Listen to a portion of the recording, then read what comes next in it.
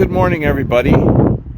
You know, the Democrats always begin their political efforts from a seemingly incontrovertible ethical position or a situational ethical question that leads the interlocutor, tricks you into maybe agreeing with them to what seems like a simple giveaway or a proposition, one of such simplicity and self-evident truth that you can't argue with it.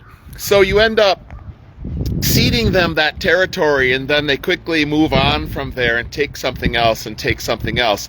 And I think at this point, a lot of people who consider themselves to be Democrats don't understand House File 1930.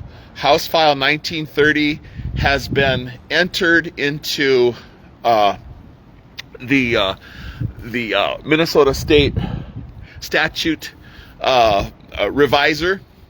I'll post in the comments below, I'll post the reviser status on that. But what it does is gets you to, and it's being introduced by people who want so-called medically assisted suicides. You know, if you work at Mayo Clinic, you should follow the Hippocratic Oath of perhaps first do no harm. Ring a bell? No.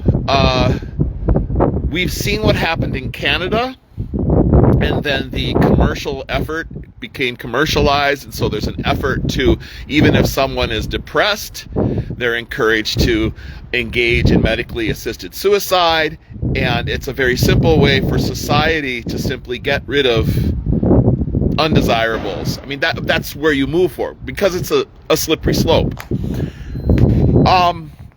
If you're a Democrat, I encourage you to call your representative or your senator and find out where they stand on House File 1930, medically assisted so-called. This is the death pill kill bill, or the kill pill death bill that we've heard so much about. Now, at this moment, Democrats have pulled back from it a little bit because they claim there's no support for it, but that is simply, in my view, a diversionary tactic, which they've often employed to circle back later on and reassert their will, or just quietly get you to forget about it because the nicer weather's coming. It's really cold today, but nicer weather's coming. You're going to be outside. They can sneak it back in later, and all of a sudden, it's back. So if you want to get like a position paper from your senator or representative, because by the way, from the local level, from Mayor Norton all the way up to President, so did I say that out loud? Piss Pants Biden, all the way to the top, you're controlled by the DFL. The DFL has it all locked down, from local to your Steve Simon, who's your Minnesota State Secretary of State.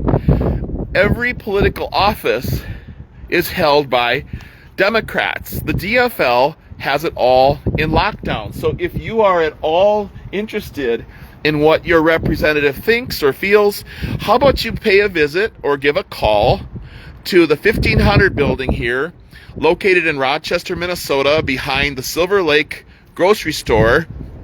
I'll post a link to a map in the comments below.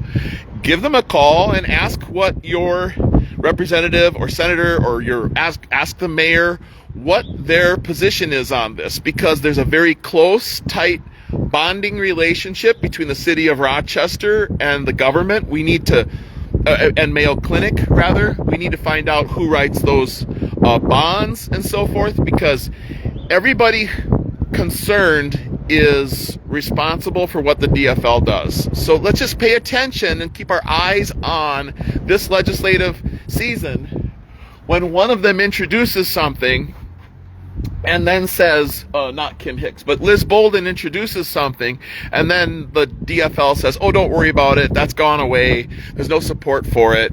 Well, it may come back later.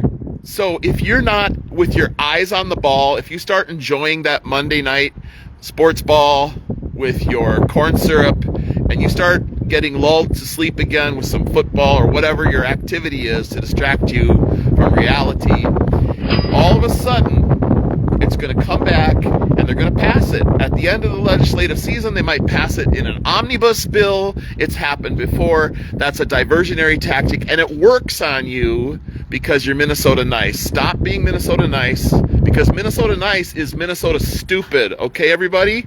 Wake up, and we'll see you down the road. Everybody have a great day. Thank you.